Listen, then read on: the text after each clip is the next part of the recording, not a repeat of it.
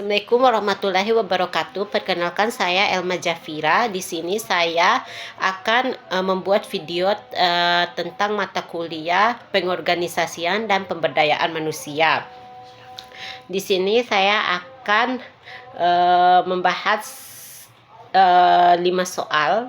Yang pertama, apa hubungan antara pemberdayaan masyarakat dan determinan sosial kesehatan, serta bagaimana keduanya dapat saling mendukung untuk meningkatkan kualitas hidup masyarakat?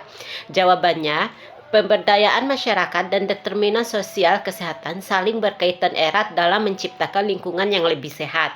Pemberdayaan masyarakat adalah proses di mana individu atau kelompok masyarakat memperoleh kontrol yang lebih besar atas faktor-faktor yang memengaruhi kesehatan mereka. Sementara itu, determinan sosial kesehatan mencakup berbagai kondisi di mana orang lahir, tumbuh, hidup, bekerja, dan menua, termasuk faktor-faktor seperti pendapatan, pendidikan, pekerjaan, lingkungan fisik, dan dukungan sosial. Ketika masyarakat diperdayakan, mereka memiliki kemampuan yang lebih besar untuk memengaruhi determinan sosial yang berdampak langsung pada kesehatan mereka. Contohnya, melalui pendidikan yang lebih baik, masyarakat dapat meningkatkan kesadaran akan pentingnya pola hidup sehat seperti mengonsumsi makanan bergizi, menjaga kebersihan lingkungan, dan mengakses layanan kesehatan yang memadai. Partisipasi aktif dalam perencanaan kebijakan kesehatan juga dapat memastikan bahwa program yang dirancang benar-benar memenuhi kebutuhan mereka, sehingga menciptakan hasil kesehatan yang lebih baik dan meningkatkan kualitas hidup secara menyeluruh. Misalnya, komunitas yang diberdayakan untuk menuntut air bersih dapat mengurangi risiko penyakit menular seperti diare, sementara akses yang lebih baik ke pendidikan akan meningkatkan kesadaran tentang perilaku hidup sehat yang pada akhirnya mengurangi beban penyakit kronis. Soal nomor 2 yaitu, sebutkan dan jelaskan pendekatan serta metode yang dapat digunakan dalam proses pemberdayaan masyarakat di bidang kesehatan. Jawabannya adalah ada beberapa pendekatan dan metode yang dapat digunakan untuk pemberdayaan masyarakat dalam bidang kesehatan. Yang pertama yaitu pendekatan partisipatif. Pendekatan ini melibatkan masyarakat secara langsung dalam proses pengambilan keputusan terkait program kesehatan. Mereka didorong untuk memberikan pendapat, berbagai pengalaman, dan berkontribusi dalam setiap tahap prosesnya. Contohnya, warga desa terlibat dalam perencanaan program posyandu agar sesuai dengan kebutuhan lokal. Yang kedua yaitu pendidikan dan penyuluhan, memberikan pelatihan dan informasi untuk meningkatkan pengetahuan dan keterampilan masyarakat dalam mengelola kesehatan mereka. Contohnya yaitu pelatihan tentang pengelolaan gizi seimbang atau cara mencegah penyakit menular diadakan untuk komunitas lokal. Yang ketiga yaitu pengorganisasian komunitas, membantu masyarakat membentuk kelompok yang solid untuk mencapai tujuan kesehatan bersama. Misalnya membangun kelompok ibu-ibu peduli gizi untuk menekan angka stunting di daerah tertentu. Keempat yaitu pendekatan berbasis akses komunitas atau Access Based Community Development atau ABCD. Fokus pada potensi dan sumber daya yang dimiliki masyarakat, bukan pada kekurangannya. Contohnya yaitu memanfaatkan keahlian lokal untuk mengajarkan keterampilan pertolongan pertama. Soal yang ketiga yaitu mengapa identifikasi dan analisis masalah kesehatan masyarakat menjadi langkah awal yang penting dalam pemberdayaannya. Berikan contoh langkah yang dapat dilakukan dalam proses ini. Jawabannya adalah identifikasi dan analisis masalah kesehatan adalah langkah awal yang penting dalam pemberdayaan karena proses ini membantu mengarahkan fokus pada isu-isu yang paling mendesak dan relevan bagi masyarakat. Dengan memahami akar penyebab masalah, solusi yang dirancang akan lebih efektif dan berdaya guna.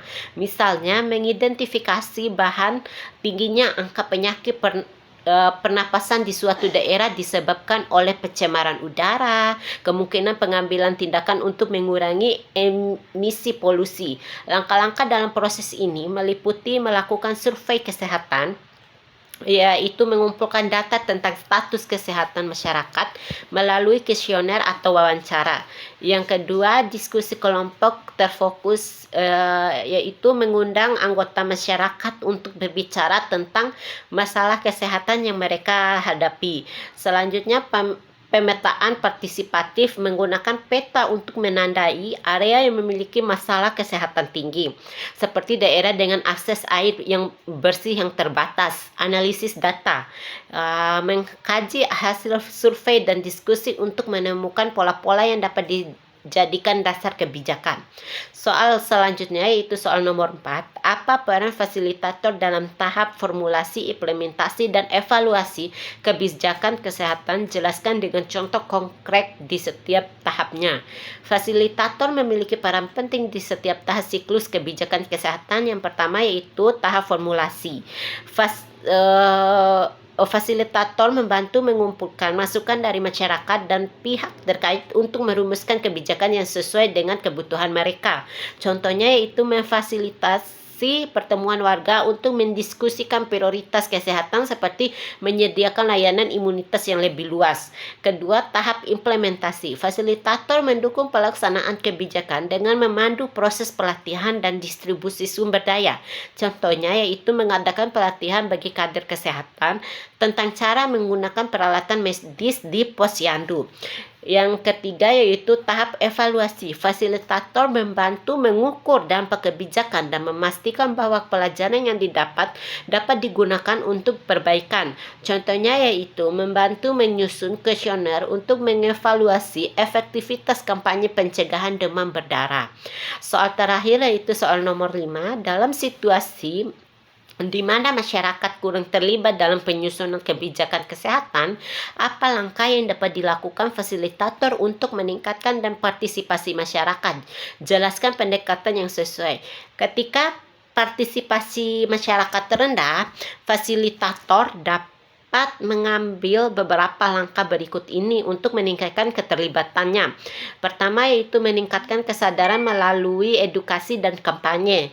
Fasilitator dapat mengadakan sosialisasi mengenai pentingnya partisipasi dalam kebijakan kesehatan untuk menciptakan kesadaran yang lebih besar. Contohnya menggunakan media sosial atau papan pengumuman untuk menyebarkan informasi tentang pertemuan publik.